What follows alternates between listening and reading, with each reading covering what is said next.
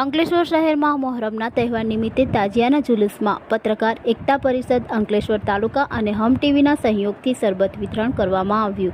પત્રકાર એકતા પરિષદ અંકલેશ્વર તાલુકા અને હમ ટીવી તરફથી તાજિયા જુલુસમાં શરબત વિતરણ કરાયું હતું. શહેરમાં શહીદે કરબલાની યાદમાં કલાત્મક તાજિયાના જુલુસ નીકળ્યા હતા, જેમાં મોટી સંખ્યામાં મુસ્લિમ બિરાદરો જોડાયા હતા. જેમાં પિરામણ નાકા પાસે મોહરમ તહેવારમાં તાજિયા જુલુસ જોવા મુસ્લિમ બિરાદરો આવ્યા હતા.